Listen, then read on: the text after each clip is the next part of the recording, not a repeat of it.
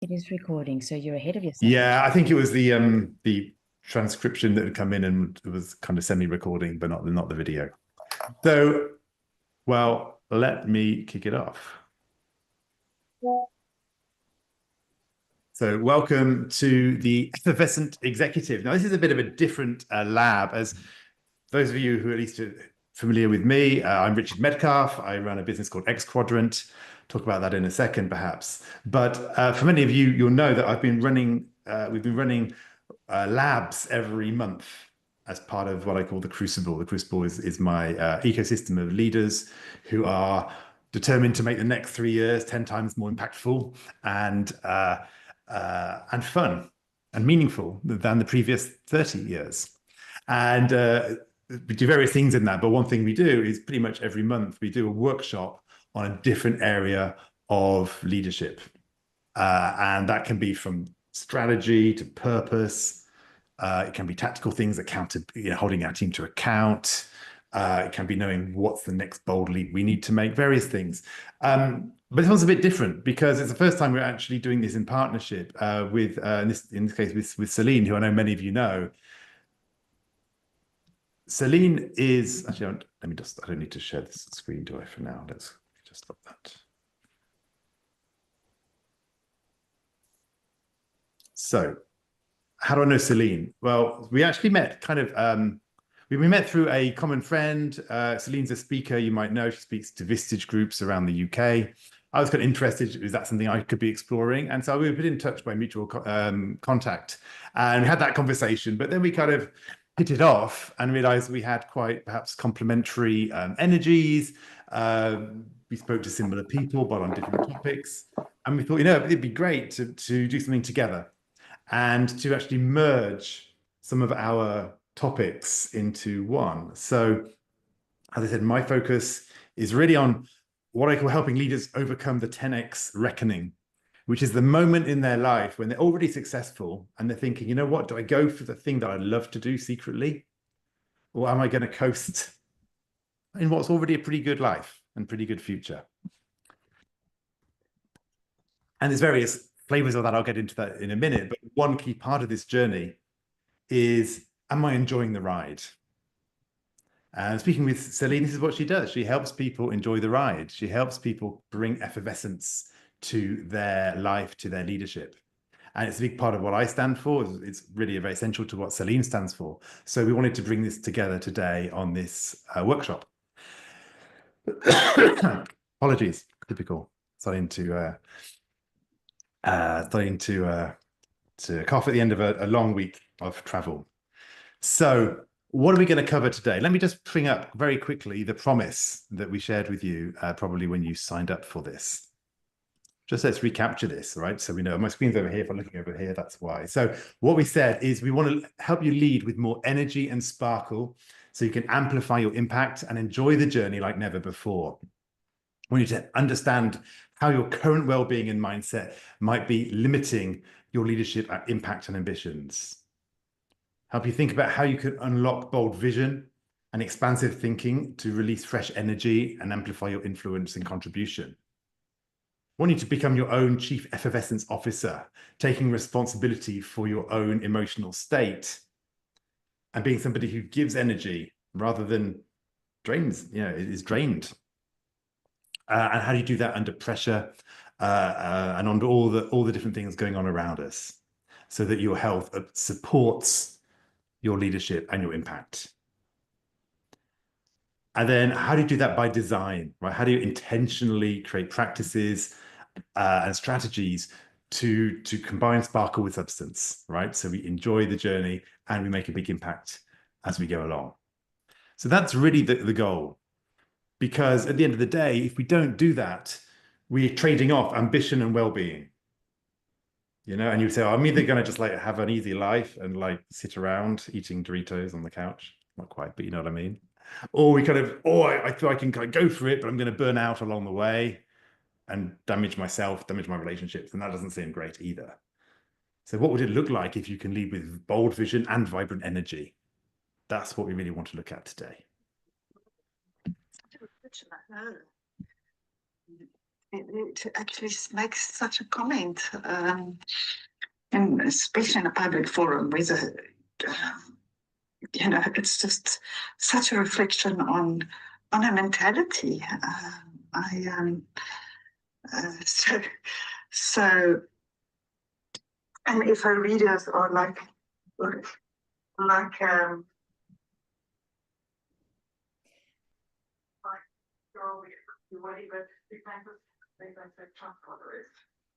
I'm not sure what Karen was leaving a comment, but I think she's on a call. Yeah, okay, let's I was trying to figure out what's going on there, whether I couldn't quite understand. I'm going to mute Karen. Apologies for that. We'll leave Karen to continue her call. And let's jump back in. Okay, so let's set the context just a little bit more before we jump into the meat of it. So I have a framework called the Impact Multipliers Framework. My view is that you can't 10x your results and the impact you make in the world if you don't 10x yourself. And if you want to grow your business, you have to grow your team. And again, it all comes back to growing yourself first. So what I look at, my kind of mental model when I'm working with clients, is to say, like, look at these 4 areas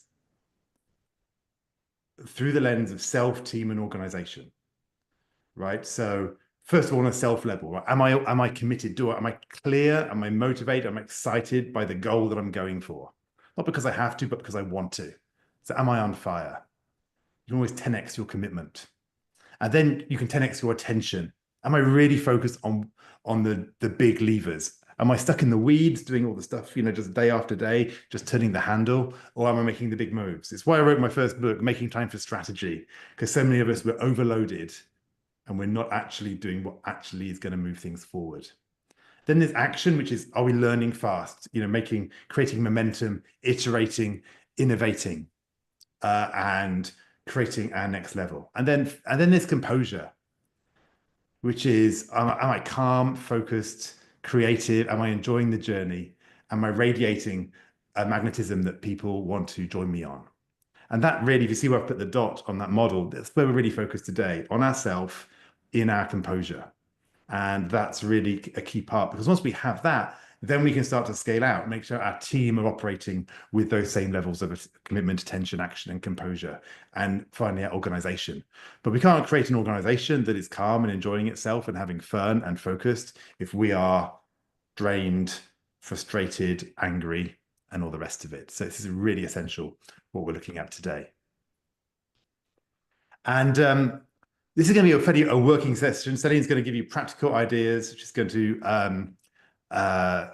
ask questions, get you to make notes. So I want this to be something which is not just inspirational, which it will be, but also that, this is roll up your sleeves, right? And get the insight that you need. There'll also be questions at the end if you want to jump in with more details. And then just finally, these are the other labs I've mentioned that we've done over the last year or so. So any of my clients who are there, you can find all of these in the hub. The ones in red are the ones I thought that might be the most relevant to what we're doing today. There's this lazy CEO, which is really about, like, what would it mean to actually shift the energy and focus on leverage rather than hyperactivity. And there's the freedom calendar, which is really about how you focus on strategic things rather than let your diary get full of noise. Those are perhaps 2 of the key ones to perhaps you might want to refer to if this theme is relevant. And I won't go through that now. That's where you'll find it in the hub. I'll also drop in at some point in the chat an invitation to the Crucible, which is the leadership ecosystem that I run. Have some of the amazing CEOs, founders in that group. And so the journey for that is, how do we make the next 3 years 10 times more impactful and fun and significant than the previous 30. I won't talk more about it now because this is a working session. So we're going to jump right in. And I want to talk just 5 minutes more context, but also open up the first part of this balance we've been talking about. We've been talking about you can increase your ambition and increase your well-being and not see them as trade-offs. So the 10x reckoning, and this is my latest book. It's coming out literally in about 2 weeks. So it's not available yet, but the 10x reckoning is a term I've coined to capture this question, right? You're successful and you have a question. Am I going to go for it, create my life's greatest work, the thing that I've been put here on the planet to do? Or am I going to settle for my default future? And your default future for many people is either they feel stuck in operations, no time to do anything, no time to think about anything else, frankly, or they're kind of playing small. Because if you're playing small, then it's because life is actually pretty good, but you're scared of going for what the next level would be, because will it be too much sacrifice on my health, on my relationships? Is it going to be too hard? And so do I really dare going for it, or should I just stay a bit in the comfort zone? Or go slow. And go slow is really where leaders have a big vision, and yet they're not bringing the energy to their team. But I think for me, if you look at those three areas, it's really playing safe is the one that we're talking about here. Because if 1x, as I like to say, if 1x is already a grind, then why would you go 10x? If it's already a bit miserable at the level you're currently playing, it feels almost impossible, unthinkable to go anywhere further. Or if you think that life is okay now, just if I go a bit further, it's going to become unbearable. It's a real problem. So I want you to start to think about how this might apply to you. What I find is that leaders often start off in what I call the ignition zone. They're doing work when they start their careers. Often they find it attractive and important. It's exciting. They find it's meaningful, and they're enjoying it. And then over time, actually, I find things become less attractive. It becomes a bit of a grind, doing things out of responsibility, perhaps. And then at some point, it even becomes less, it feels less important, perhaps because you don't need the pay packet the same way as you did before, right? Or other things in life start to become more important than just work, which is completely understandable. And it starts to feel a bit like a millstone, like this is like, this is stressful, is another thing to do. And the danger is if we stay in that zone, what happens is we end up moving into the drift quadrant, where we just go, you know what, I'm just going to go and play golf, retire early, dabble around, do a couple of non-exec roles, you know, kind of like take life easy. But we also know that although that's more attractive, it doesn't feel as important anymore. It's not something which is stirring our soul, igniting us. And so we're kind of actually fading away rather than ignition.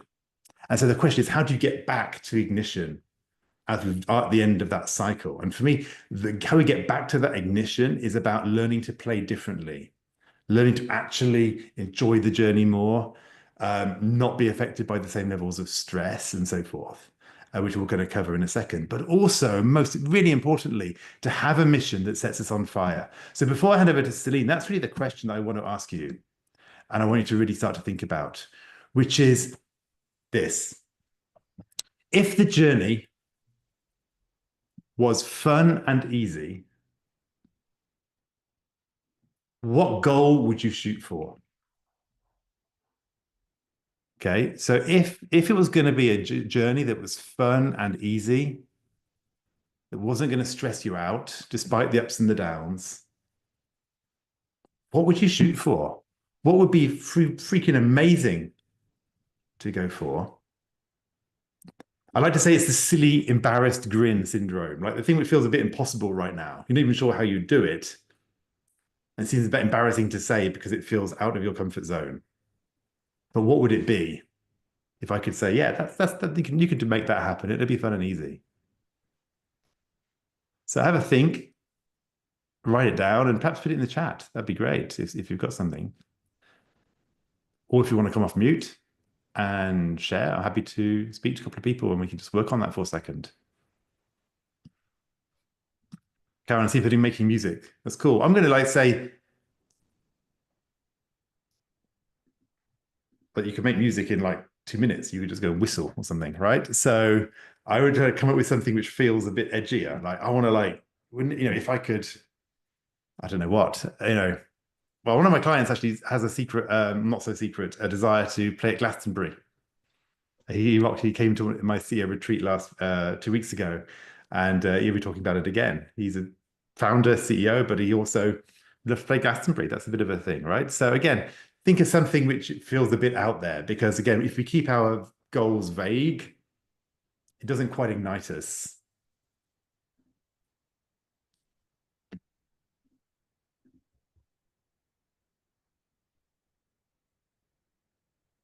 So, hey, Steve, are you okay to come off mute for a second? Sure. Yeah, cool. So I know you got a big goal. Can you just kind of say in a nutshell, like what's your current goal? My goal is to create a community capitalism model in the world whereby businesses understand their responsibility in the communities that they live in and uh, donate a set percentage of their profits into impacting and creating legacies in those communities. Awesome. Okay. So we'll leave it there. I know there's lots more context around that, but I know enough, obviously, myself in this. So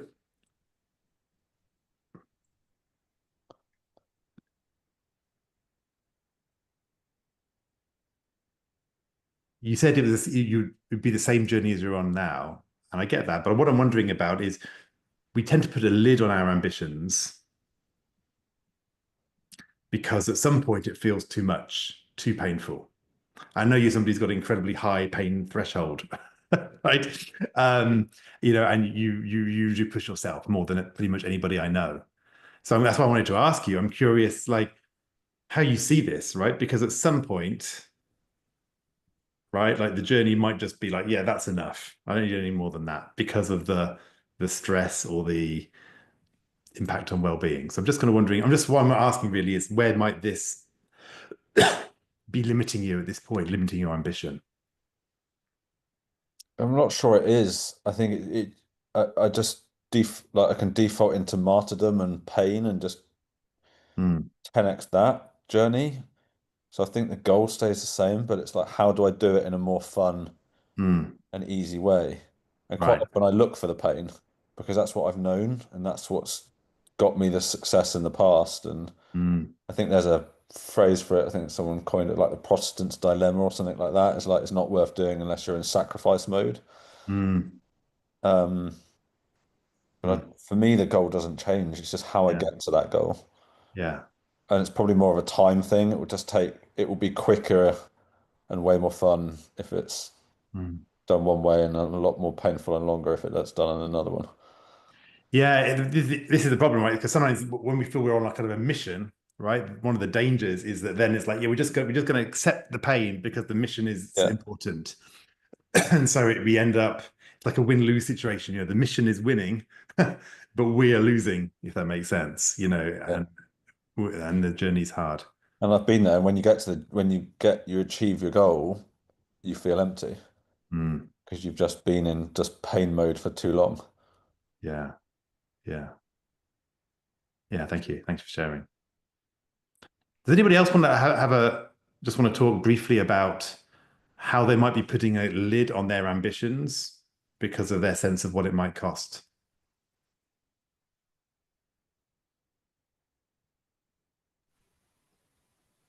Richard, Sorry. no worries. I'll make it quick so this time. In many ways, I think for me, it's at this point just trying to get unstuck and get some energy going. There's a whole long story behind it, but yeah, the ambition is there, but it's getting going and getting some direction. Right. Want to better. Right. And so okay, so more effervescence again. If you have more energy inside, then actually you can start to move into action at a faster pace, a bigger pace on your goals. Yeah, thank you. Nick, how about you? I think, Nick, you mentioned something, I think earlier on in a message you sent me around the next level. Are you happy to talk about that for a second?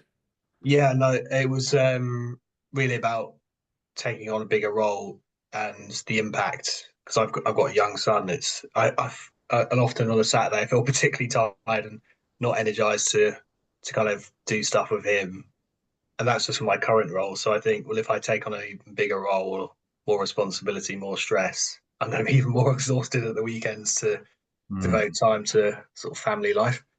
Yeah, yeah. Yeah, I feel it's a common one, right? This is what I said. This is like the playing safe part, because then it's like, oh, more responsibility is going to be more stress. Well, like, who says the more responsibility is more stress? Yeah.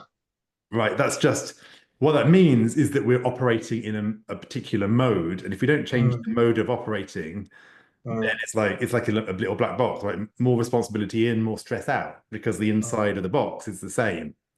It's like an amplifier. So the question is, okay, well, how would I change what's in the box so that I can put like responsibility in and stress stays the same?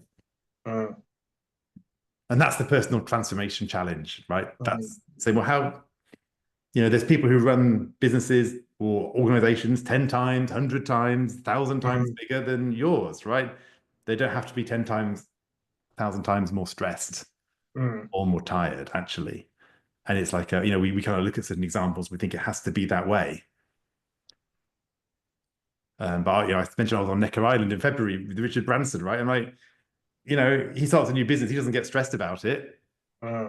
He's at a different stage, but the reason he kept going for 50 years, he could have retired at the Virgin Records, right, when he was 28 or whatever it was, right? He kept going until he was 74,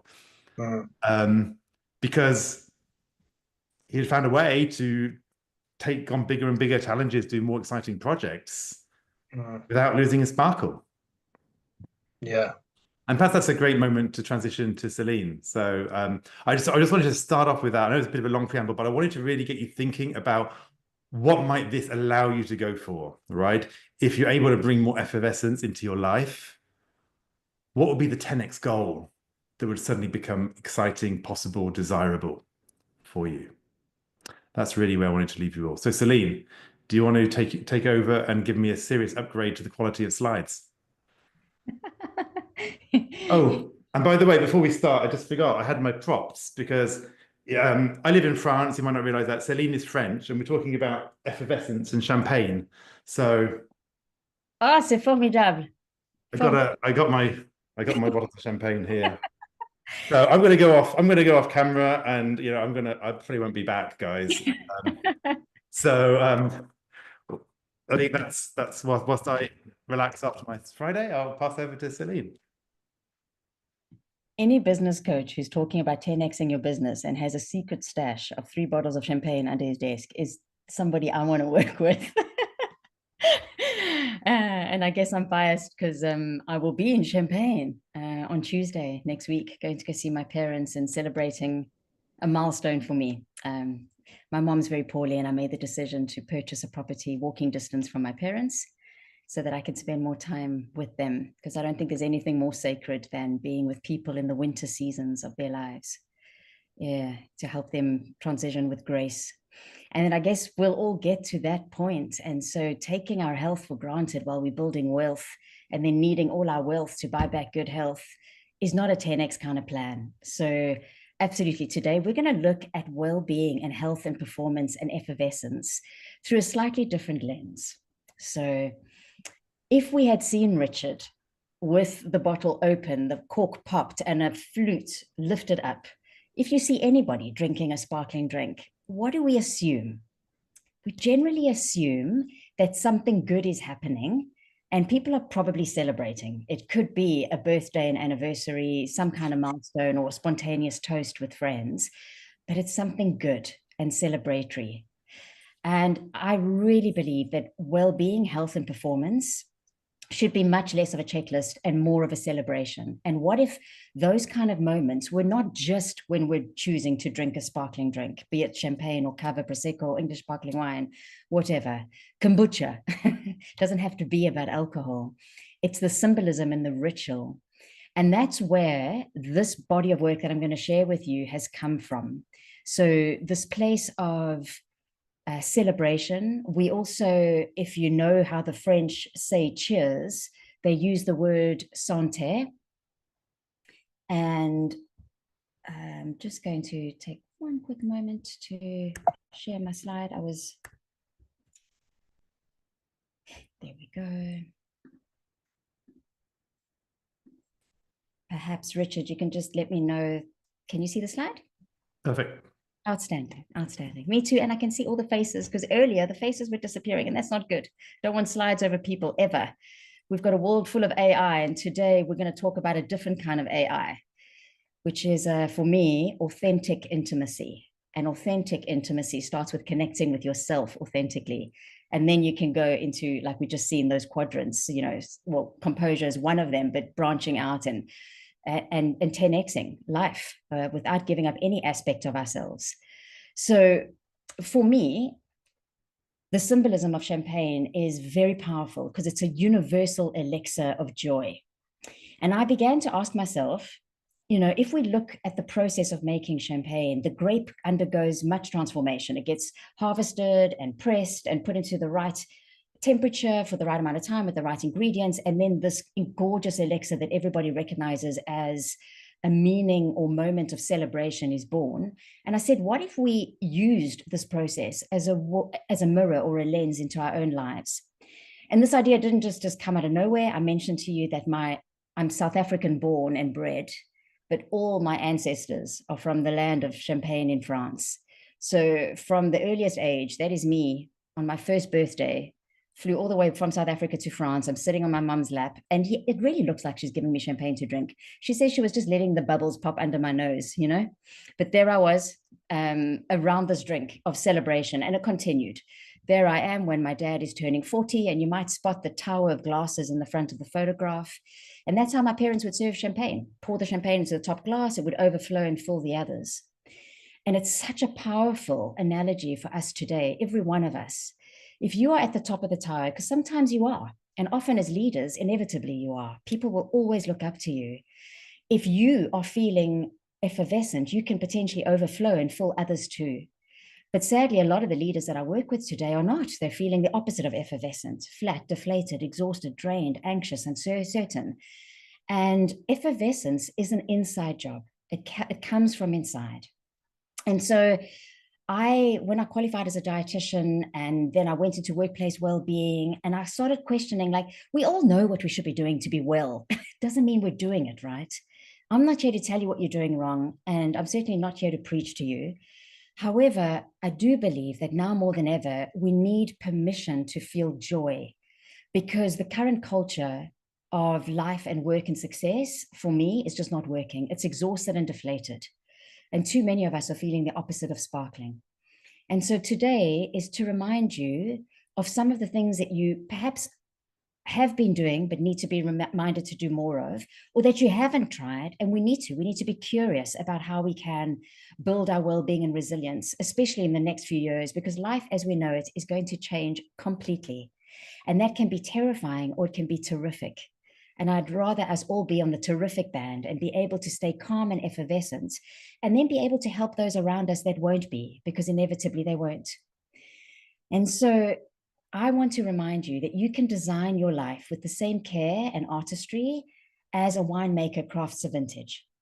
And as I explained earlier, you know, the grape goes through this beautiful transformational process. You've got this harvesting of this fruit that then goes through a bottling process with lots of alchemy. And then you get the moment where you can have the bottle and perhaps the privilege and honor of popping a cork and sharing a sparkling drink. And so today I'm going to focus on just one thing in each of these areas that you could use to reflect on your own well-being, that may help you feel like you are your own chief effervescent officer.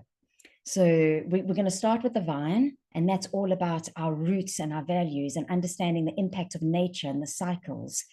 And then we'll talk about the bottling process, because the most enchanting step in the bottling process for me is called la prise de mousse. It's literally translated as the capturing of the sparkle.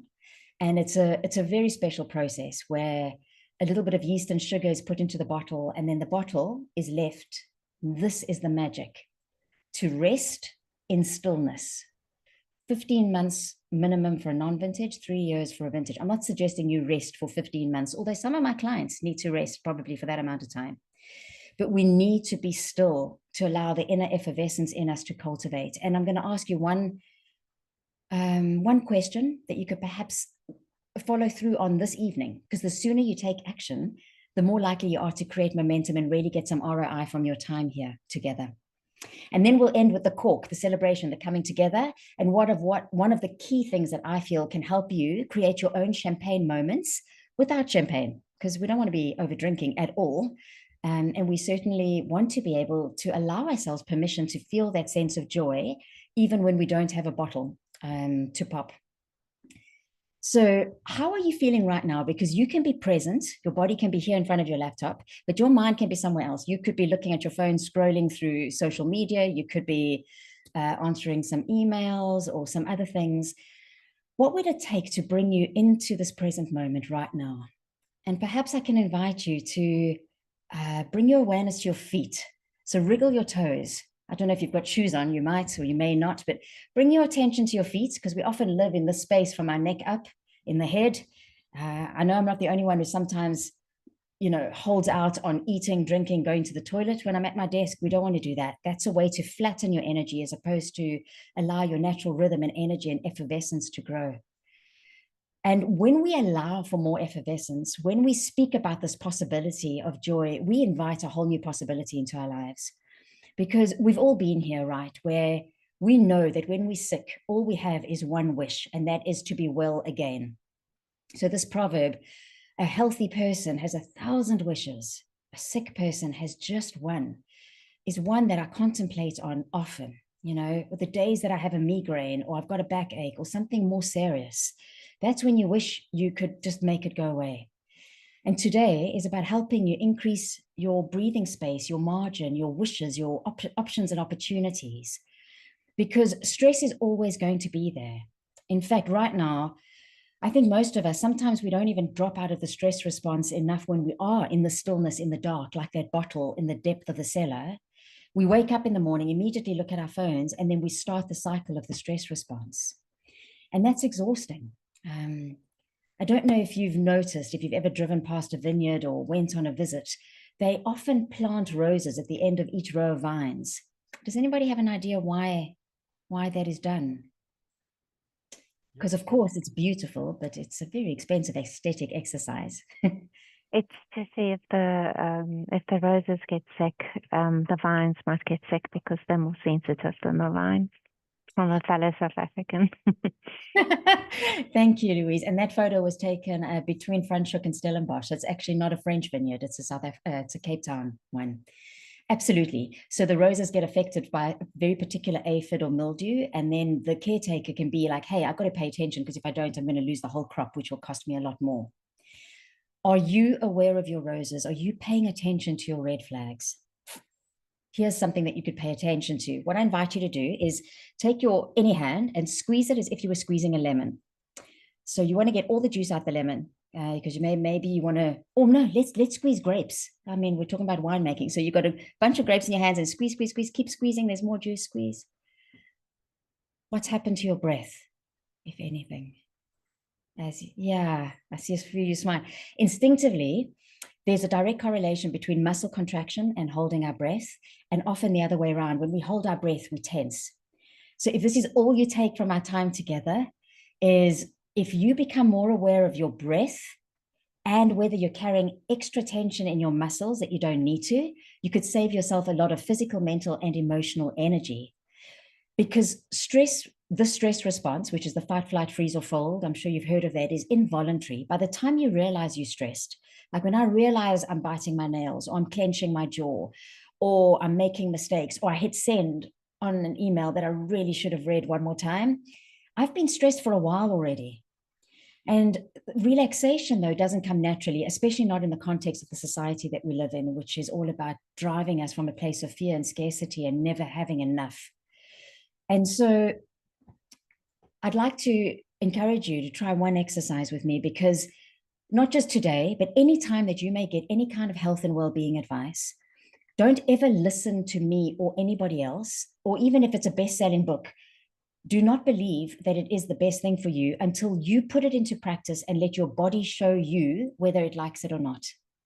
And to the same way, be open to trying new things, because you may have a prejudice like, oh, that breathwork stuff where they do that fire breath with an open mouth. It's like ridiculous. I know, because I tried to do this with a group 2 days ago, and there was a lot of resistance. And when we faced outward from the table, so nobody was looking at each other, and they tried it, everybody felt how it increased temperature, and it boosted breathing with the diaphragm, and body temperature rose. And that's why it's called the fire breath.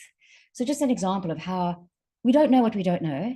So you may have a burst of effervescence by trying something extraordinary. And we're living through extraordinary times.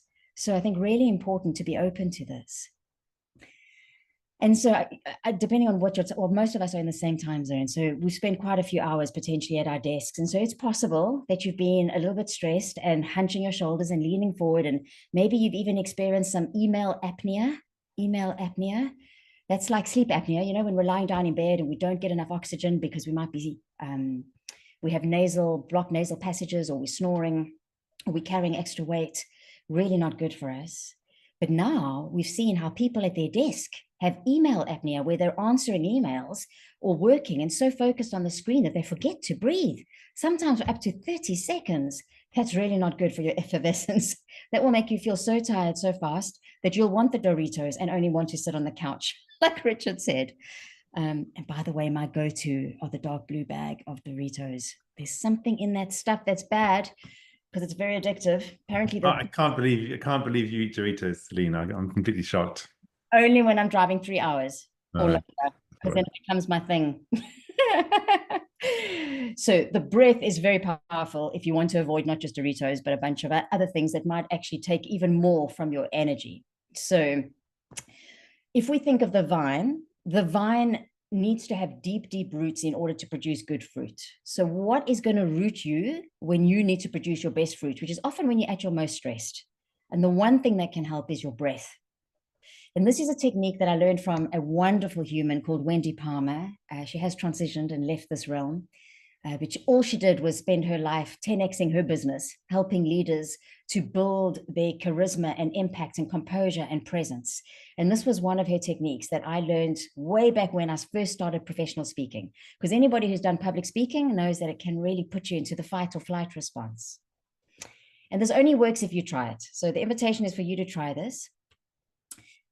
On your next inhale, as you breathe in, perhaps a little deeper than usual. So if you can, if it's comfortable, breathe in through your nose and out through your mouth. So breathe in through your nose. And I'd like you to think to yourself, strong back. So imagine your posture lifting, not too much that you feel like a statue, but just enough to elevate. So strong back. And as you exhale through your mouth, soft front. What do I mean by soft front? Allow your face to relax, your jaw to drop, especially your tongue in your mouth. Maybe what would it be like if your shoulders dropped 1% towards the ground? That's how we create a soft front. We release tension. So let's do this just a couple of times on our own. Your next inhale, deep breath in through your nose and think to yourself, strong back. Lift your posture. And then exhale, soft front. And one more time. Strong back as you inhale. It's good to have your back. You've got to have a strong back as a leader, as a parent, as a human on this planet Earth. And then soft front. But please don't guard your heart. Don't block up your front. Stay open-hearted always. And release tension that you don't want to carry. Yeah. And that, my friends, is a powerful tool that I use even now when I'm on a virtual call, because us speakers and coaches, we can look like we have it all together. I can tell you we don't. We've got strategies that help us look like we've got it all together. And I mentioned the vine and the seasons, and there's such a beautiful lesson that we can get from nature. And I'd like us to think about 2 seasons in particular. So in winter, we might look at the vine like that picture shows, and it looks like the vine's dying. But actually, when a vine has to struggle, the roots get stronger and deeper, and you get better harvesting of fruit. And I know that with you and me, I've gone through what periods of time that feel like they're desolate. They're going to destroy me. Like it's really winter and difficult. But when I come through and look back, I can often see the deeper meaning and where I grew some resilience. So this idea of the seasons being an opportunity for us to look at ourselves and how we're managing our effervescence and energy. And in particular, in this case, if we were to take the seasons and put it on a framework as to a 24-hour day, your day, a spring would be the early morning as you wake up. Summer is your working day. So right now we're in the heart of summer. Autumn is later on, and it's a Friday, so it might be easier to do autumn with more elegance and effervescence than usual. But that's our wind down. And then winter is when you're in bed and wanting to sleep. Now, today, we're not going to go through all 4 seasons. You can always reach out to me if you'd like any advice on these, and I've got some guides and things that I can share with you.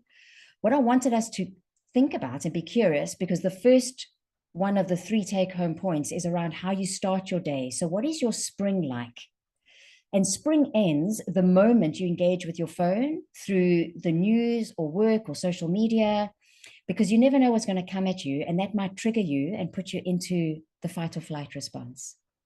And when we wake up in the morning, I'm sure you'll agree that our nervous systems are the most relaxed that they're going to be the whole day.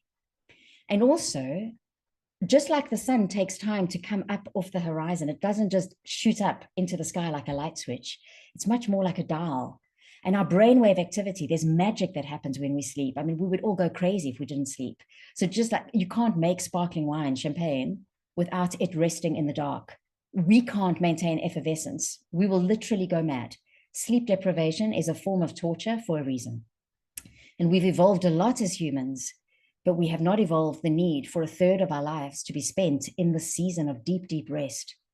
And so when we wake up, your brain takes a bit of time to go from the magic of theta brainwave, and then it moves through alpha brainwave. And the moment you engage with your phone or stress with the outside world, to be reactive, responsive, you potentially are moving into what we call beta brainwave. And it's very difficult to be creative and harness your full intuition, your inner wisdom, when you're in beta brainwave activity. Another reason why, when you wake up in the morning and thinking about how you can linger in the state a bit like the sunrise, rather than just immediately accessing our ego identity, which is often attached to what we're trying to 10x if it's in the realm of work, and if it's not giving us joy especially, is that you can wake up feeling fantastic, sensational, but you don't check in with yourself. You don't say, hey, Celynn, how are you today? And then you see something that might upset you or frustrate you. And I won't give examples of what that might be. So just like the vine is exposed to natural light, could you, this is something I do 80% of the time, not all the time, but most of the time, I will spend about 5 minutes. So I put tea on to brew, and I go outside and I get natural light. I won't go into the science, but what we know is that when light goes through the eyes, through to the photochemoreceptors on the back of the brain, it does magical things. It reduces the stress response and makes you feel more alert and awake. So if you're able to, in the morning, linger a little bit longer away from your devices, you know, we have to control these devices because otherwise they control us. And I'm curious, if I were to ask you this question, won't you think about this? And if you're happy to share in the chat, please do. But if anything were possible, how would you start your day? So when I asked a client this a while back, he was a leader leading a big team, and he also had 5 kids. And so mornings are very busy. And he said, really, if I could do anything, I would like occasionally go to the moon. So the reason why was because he wanted perspective and quiet. And so from our conversation, what he took from the session was twice a month, so not even once a week, because that wasn't realistic, but twice a month, he would walk to this area called the Bourne Woods in an area in the UK called Surrey, near Farnham. And there's an outlook point. They actually filmed the opening scene to Gladiator there. And he would go stand on that outlook. What do you think he called that walk? Because what we give meaning to becomes meaningful. Yeah, you might have guessed. He called it his moonwalk. And that's what gave him perspective and some quiet time and the ability to get this elevation view back on his life. So you may not be able to go to the moon, but could you once or twice a month go to a place where you know that you'll find a sense of effervescence or calm or perspective? Or like you've said, you know, using music. I'm just looking in the chat. Starting your day with Tai Chi. Spending time in nature. Nature is the most important food group ever. We are so disconnected from nature. I think that's one of the core wounds of humanity at the moment. So yeah, reflect on that. I remember when I was living in London and I thought to myself, oh, I'd love to hear birdsong. Like now where I live, I can hear birds because the further I get from London, the further away I want to be. But back then I couldn't. But what I could do was play birdsong on Spotify or YouTube. And sure, it's not the real thing, but it certainly helped me feel more effervescent on the mornings that I did that, rather than immediately just starting to listen to voice notes or getting into social media. So yeah, very important to think about what we could do in those pockets of time, especially at the start of our day, and then right at the end of the day, as we wind down, what I call the autumn, our evenings. And you know, champagne can only be called champagne if the grapes come from a very particular demarcated area where the vineyards are. And if you want to have your own champagne, your own inner effervescence, you also need to know where your boundaries are. Like, where are you saying yes and no? And are you reviewing them enough? Because if you don't, what could be the price, the loss? Back in the bottling process, when the sparkling wine was first discovered in the 16th century, the pressure in the bottle was far too strong for the glass. So the bottles would explode. Like, I don't know if any of you have seen the film about Widow Clicquot, but there's a scene there where the bottles just explode and you can just see she's like, oh, she just lost like 80% of her product. And so apparently, according to the English, which the French don't like, there's a beautiful book called When Champagne Became French. But the English were ahead in terms of glass and lead manufacturing. And so the bottles became stronger and they were able to contain the pressure. And there's about 6 atmospheres of pressure inside a bottle. Did you know that when you pop the cork? That cork is flying at like 55 to 60, I don't know if it's miles or kilometers an hour, I forget, but it's a lot of pressure. The more pressure you have, the more stronger your boundaries need to be. But often that's where I think we forget where we say yes and no. And we forget that we can actually say no, even though we haven't done everything, because we've done enough. And how much is enough? When they first press the grapes, it's called la cuvée, and it's a very particular amount of pressure to get just the best juice without popping the seeds, because then you get that very bitter taste. You can't have that inside your wine. And if you press too much of the skins, then you get some of the tannins go through, which is not good. And there is always going to be something to do. There's going to be something pressing on you, pressure, an email to write, to read, strategy, AI to keep up with. I mean, I don't need to, it's already come up in the check-in. Like somebody mentioned, an ever-evolving world. Like, how do I keep up? Celynn, can I jump in at this point? Yeah, because I think this question of the bottle, and maintaining that pressure is such a great analogy. Because if it wasn't, if you took I don't know, water or something, right? Like there isn't much pressure, there isn't any pressure, right? So you can hold water in, I don't know, in a balloon or something, right? Like anything can hold water, really. And I think going back to how we started this session around, as you take on more responsibilities or pursue more audacious goals, right? Or take higher levels of responsibility, right? Like the pressure is potentially rising, right? The pressure coming from that situation might potentially rise. But the question is whether we are actually, inhabiting a stronger bottle, a bottle big enough so that the pressure actually doesn't matter. Right? Because it doesn't matter. There's a lot of pressure in the bottle because the bottle's thick enough, right? It's not any old bottle. It's a thick champagne bottle, right? So that again speaks to me of the need for, to be thinking about, am I using the right bottle for the right pressure here? Or am I using an old bottle?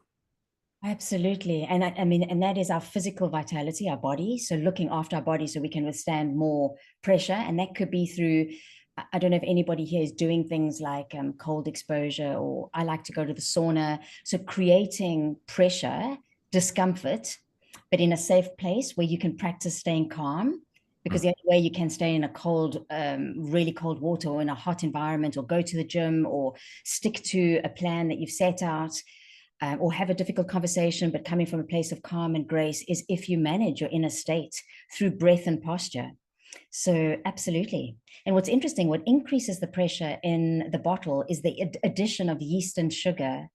And so we need to add sweetness into our lives. Like the Italians have their beautiful expression, la dolce niente, like the love of nothing, the love of nothing. And we don't do nothing. And we feel that stopping or stillness is like we're going to fall behind. Whereas it's the pauses in life that enable life to happen. Like the pauses in music is what makes music not sound like a loud cacophony. And when we take a breath in, we're able to, the word inspire, inhale, gives us inspiration, quite literally. It activates the parasympathetic nervous system, releases nitric oxide, helps your creative, like everything needs pause, but we tend to feel that we don't.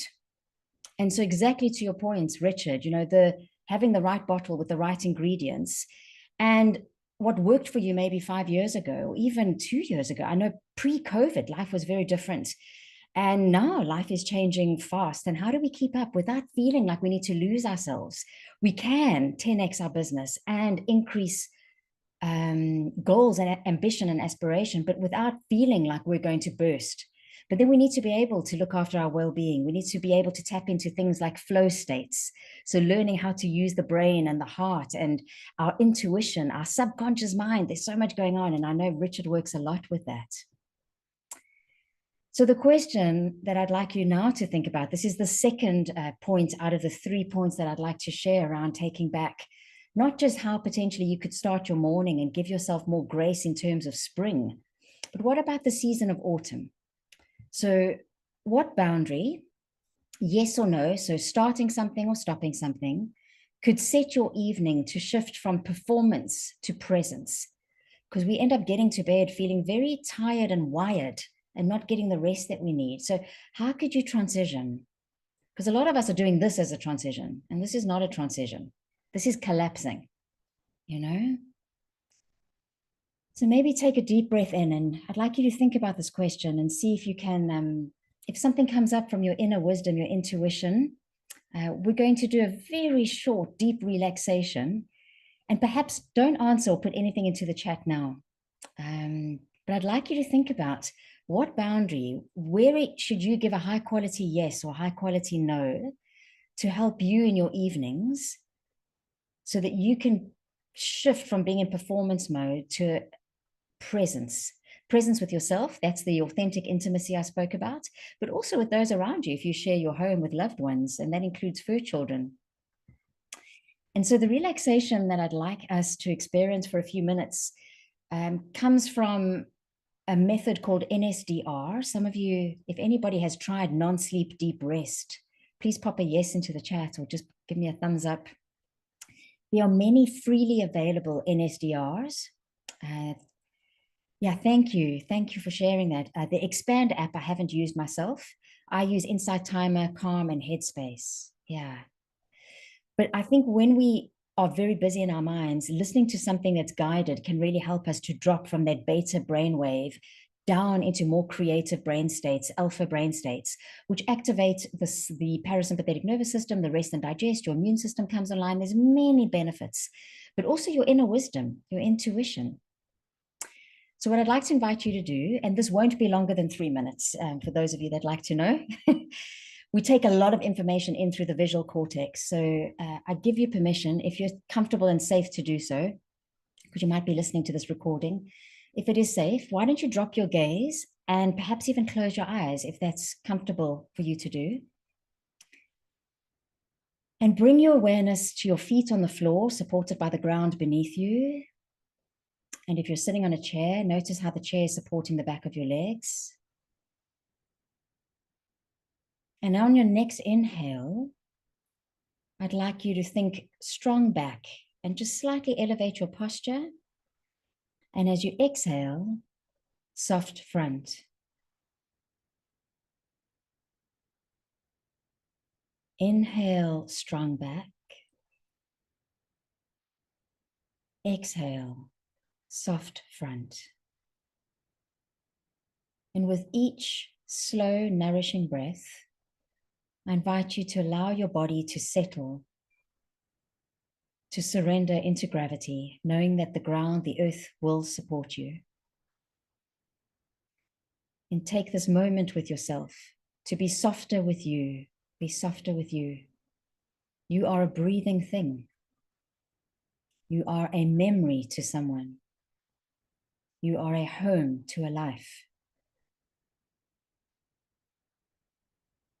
So bring your awareness to where your heart is beating, behind your sternum, in the center of your chest.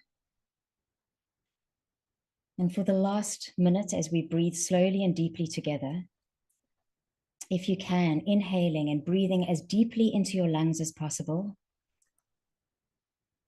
And as you exhale, try and make your exhale longer than usual. Perhaps even making a sound if you're able to do that. Inhaling deeply,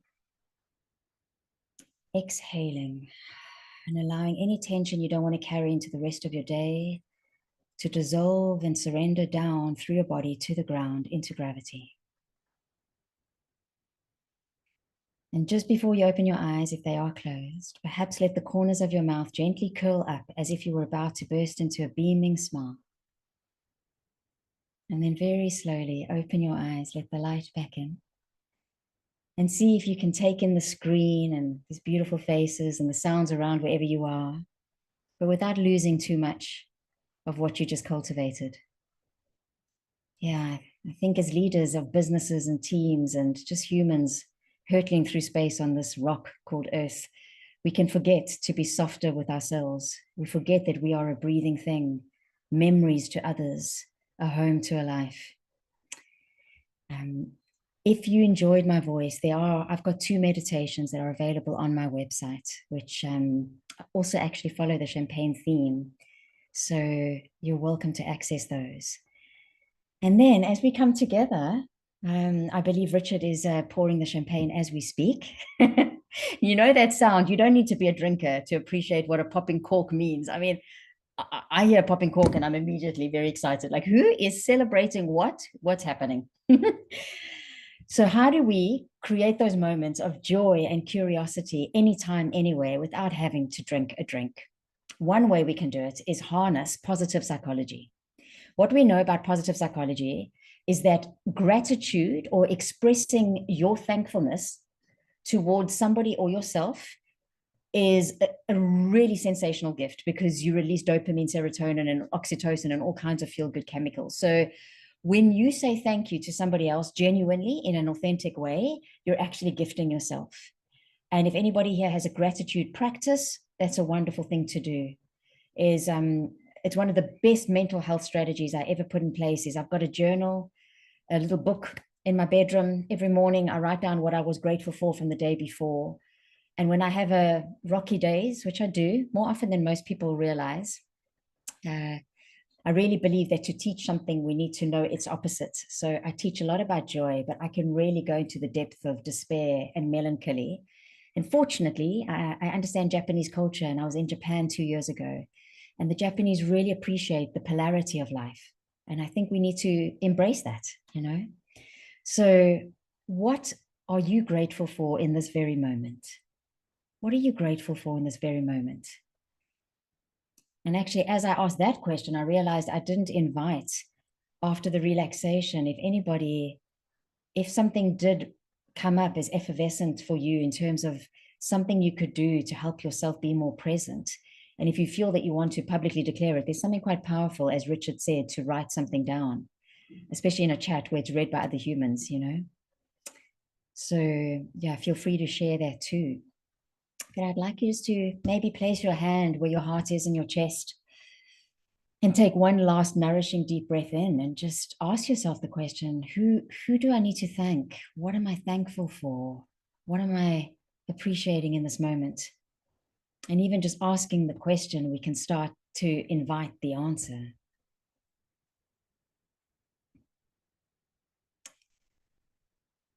Anybody like to share something that they're grateful for in this moment or feeling a deep sense of appreciation for? And you're welcome to come off mute for a moment if you would like to.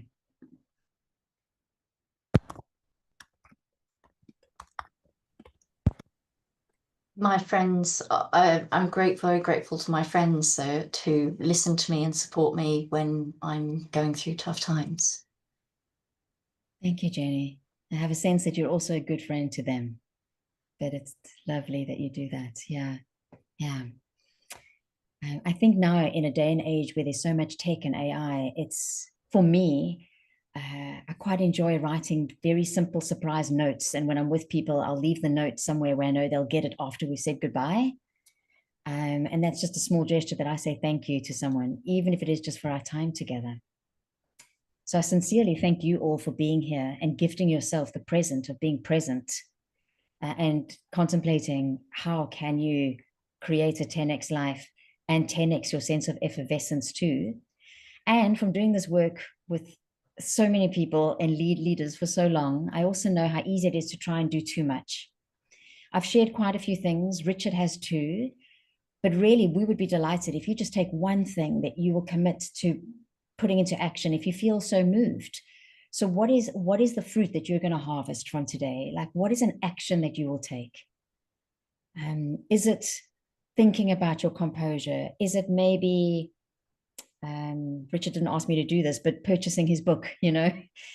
Is it thinking about how you start your day and harnessing the natural rhythm of spring so that you can help your brain state and your nervous system?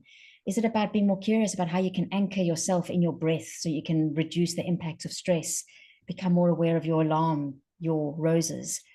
Is it how you create your boundaries, what you say yes and no to? Boundaries are not just about no, they're also about declarations of, I'm worth stopping for, even though I still have 17 unread emails because I've done enough and I've got loved ones there waiting for me.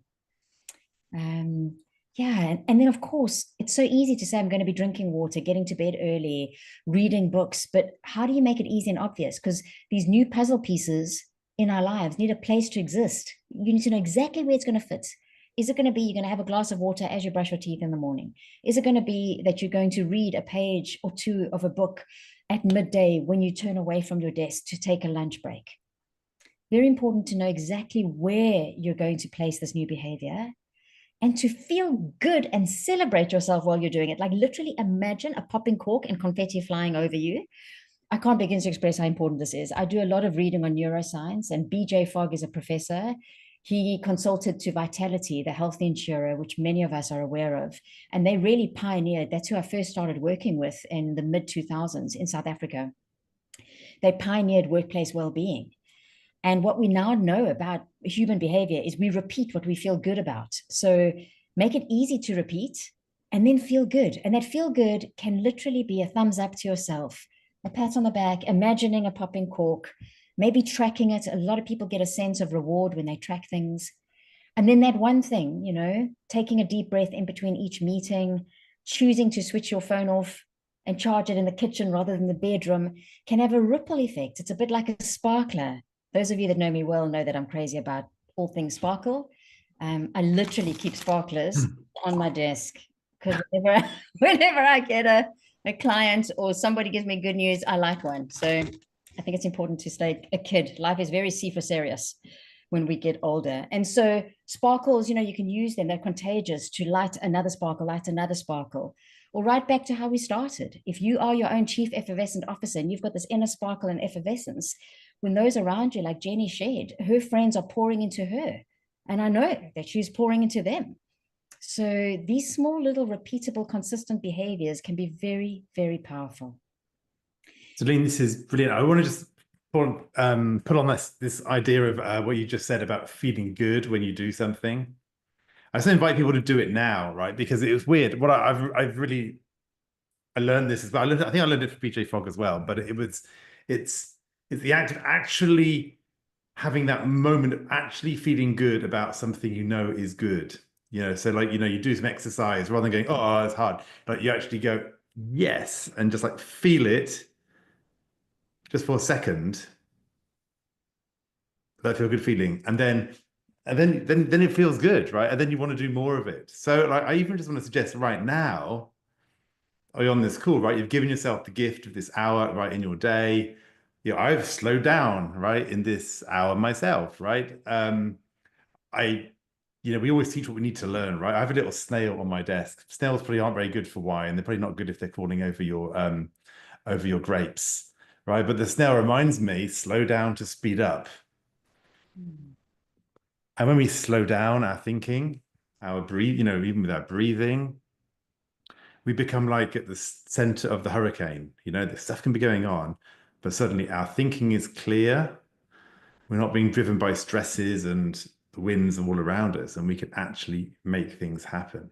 So the fact you've given yourself this time, hopefully you feel a bit calmer and more centered in this moment. And I want you just to like actually just give yourself whatever it takes for you, give yourself a thumbs up and just feel good about it. That you didn't just spend the time doing emails and didn't just spend the time in the whirlwind. Just actually feel good for a second, because that was you investing in yourself, and it's really important. Thank you. And I'm always surprised, really, at the resistance that we have to feeling good. It's like, well, you know, and there's some deep belief systems that Richard and I won't go into there. I know with me, it comes from a father who doesn't feel that life is joyful and everything needs to be hard, you know. So I've learned a lot from that man. Thank you. how to be, but also how I choose not to be. So yeah, feeling good. And some of the latest research from Harvard professor Sean Acor, he wrote The Happiness Advantage. His TED Talk is brilliant about happiness and how it impacts our performance. He's showing that when you take your hands off the keyboard for just 2 minutes and you do a breathing technique like we've done today, inhale a bit more deeply, strong backs, exhale, soft front. After 2 minutes, of course, you're going to down-regulate your nervous system and feel a sense of calm despite the chaos around you and the fact that you've got so much to do and there's huge unpredictability and uncertainty around the world. But not only do you impact yourself, do you know that you lower the cortisol levels of the people around you? So we won't go into how that works, but there is something called the quantum field, which is no longer woo-woo. It's absolutely grounded in science. And so when you look after you, one of the best gifts you can bring to your business, to your teams, to the people around you, to your families, to your communities, you might not have all the answers all the time. You may not know what to do, but you can always bring your state. And that's a great gift. If you come with a calm, grounded state, like this anchored vine, then your own inner wisdom will show up in a way that you may not believe. Yeah. So thank you, Richard, for that. And I wanted to end off with, if you're curious about your well-being, and I know some of you would have gone through the Wellculator with me. Jenny, I'm not sure if you've done the new version online, but if you'd like to know more about your physical well-being, emotional and mental well-being, and spiritual well-being, and the things that I feel are important, I've got 24 questions. It's available it takes 3 to 4 minutes to complete. And that's a way for me to share more with you, but you don't need to do that. If you take something from today, either how you start your morning, how you can be present during your day by anchoring, by thinking about your boundaries towards the end of the day, what you say yes and no to, and then celebrate life. Say thank you to others, express gratitude, and feel good. Give yourself permission to, and if you don't know what to smile about, just like I asked you to, let the corners of your mouth lift. A lot of Buddhists do this in their meditations, and it just instinctively makes you feel better. So on that note, beaming smile, I will stop sharing and hand back over to Richard. Well, hey, thank you, Celynn. Beautiful, right? So many great analogies, images in our minds, right? The dark, the bottle lying in the dark, the bottle containing the pressure, the seasons, right? 4 seasons, and how we actually intentionally create our own seasons in the day. The roots of breathing. And like on one level, we know these things, and on a level, we don't know them because we don't do them as much as we could. And I think you've shown, and you've reminded me as well of these are pathways to joy, and when we actually connect and ground and slow down, then the paradox is we can make bigger things happen. We can magnetize, as you just said, it goes beyond us, right? Other people start to feel it. I was with a group this week in Boston. I literally just flew in today, so slightly bit of jet lag. But day one, the CEO was so stressed. He was shouting at his team. He was deeply frustrated. And he was shutting his team down just by doing that,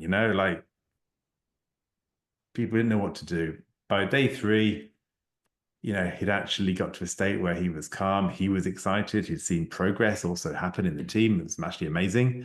But because he had also shifted his state, he was also seeing the ripple effects, right?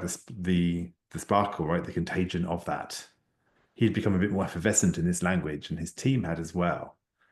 So this is not just a little bit of woo-woo, like nice to have or selfish. This is not like just leaving our responsibilities behind to go and have a walk. It's actually key to creating impact in this world.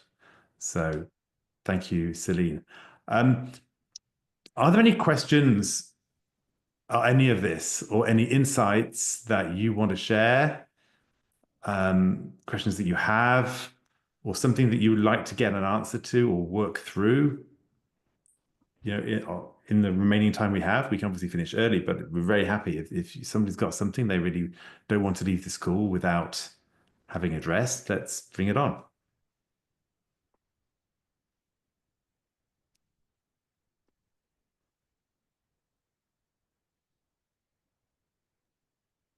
Yeah, I have a question. That's all right. So I guess it kind of relates back to what I said earlier. So is the idea by doing these rituals and you kind of managing your energy throughout the day, so you can take on bigger responsibilities. You're probably less tired at the weekend and a bit more present. Celynn, do you want to answer that? I do, because Nick, you at the start mentioned that you feel like your energy is not that high for your 5-year-old, right? Yeah. Well, it's actually soon to be 7, actually. Oh, okay. Yeah. Okay. Well, absolutely, because Yeah. physically we have finite energy, but if we're able to save it and renew it, we can have much more vitality. We shouldn't be collapsing into our weekends. Yeah, I feel if you follow some of these tips, and maybe even more, if you go through the Welculator and get your score, you might pick up that maybe hydration is another low-hanging fruit for you, because a lot of people don't hydrate correctly. And then also, if you get enough sleep, then on the weekends you can wake up and not feel like you need to recover, but that you can that you can actually jump forward and be present. Yeah. Yeah, definitely. My weekends feel like by about Sunday evening, I feel I've just about recovered. Then they start again. Yeah. And it's important to work hard, but when I'm fascinated by people that write about end of life, and everyone at that point in their life, no matter what kind of successful business or 10xing they've done, there's a consistent thread. Everyone says, I wish I'd worked less and spent more time with loved ones. And the next layer is, I wish I'd been more authentic to myself and not cared what other people thought so much. Yeah. And if I can weigh in, I think there's a distinction for me which is helpful, which is, do you rest from work or do you work from rest? Do you rest from work, as in rest is like a reward for hard work, or do you work from rest? And I think actually deciding that you're going to work from rest is a game changer, because when you're rested and you're energized, then you bring creativity, you bring focus, you nail your conversations, you have the right impact that you want to have. And actually you are more productive. I think my kids have done pretty well at school, both of them very well. And one of the things they actually say is, you've like forced us to go to bed early. And they say, we've got friends and they go to bed at crazy hours and they're completely tired all day. And no wonder they're getting low, they can't concentrate in class, they get it, and so forth. And that was like a very, interesting that they picked up on that, at their age, they actually picked up that was kind of actually improving their results, their performance in their world, because they were rested. And so, work from rest or rest from work. And again, it's also a mindset thing. Like, do I feel I deserve it? Do I feel I'm allowed to work from rest, or do I feel that I kind of have to earn my rest? Right. Is rest the first day of the week or the last day of the week, in your mental understanding of the week? Yeah, sometimes I definitely felt just feel guilty for doing nothing.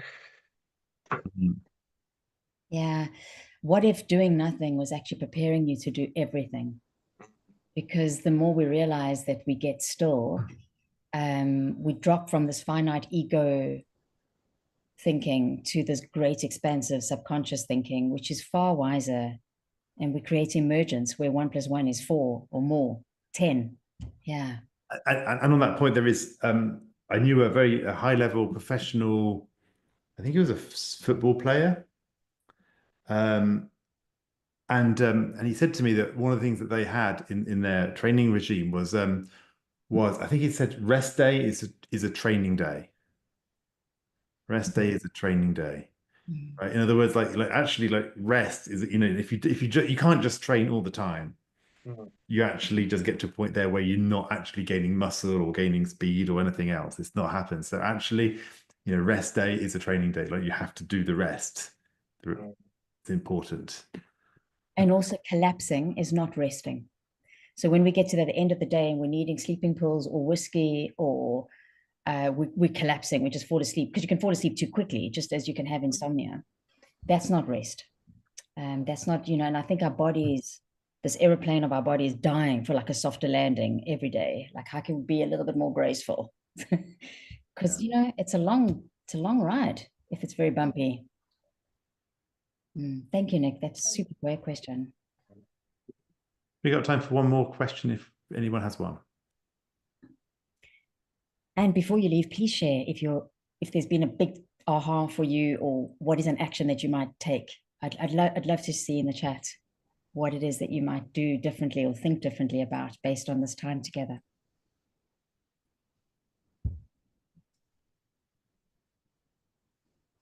Yeah, that'd be great, actually. What it is, I really would like to suggest that for everybody, if you're able to do that, just to head over into the chat right now and capture something. Because again, when we distill it down, it becomes powerful, right? And it becomes clear in our own mind what's the shift.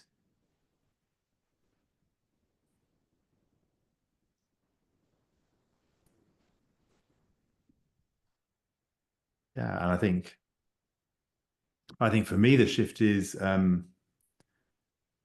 just want to rethink my early morning. We get up already pretty early. My son goes off to school pretty early, but I think there's somewhere in that first 5 minutes, first 10 minutes, there's something different I could be doing to set up my day for just a little bit better, I think, rather than kind of stumbling down straight into the whirlwind of family breakfast time and getting ready for the bus. So I want to think what that would be for that situation. Yeah, thank you, Louise, for sharing that. I think diarizing non-meeting time is as important as meeting time. Yeah, Bernardo, you're right. Summers go on for too long. That's why we have so much burnout at the moment. We're not meant to be harvesting. We're pillaging the earth. I mean, there's a micro with us as individuals, and then we get the macro, and we can see what's happening in the earth. The earth's dying for us to do things differently, just to have a bit more autumn and spring. Slow down and ease.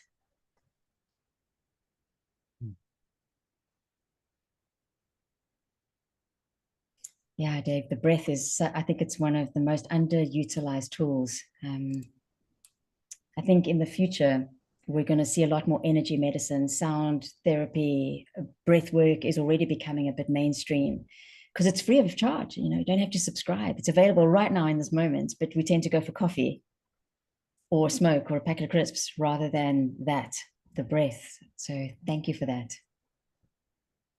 Beautiful. Well, I want to just say, yeah, thank you, Celynn, for joining us, for giving us actually not for giving us, actually just modeling as well for us, modeling for us by your own presence, your way of showing up, what it means to be effervescent.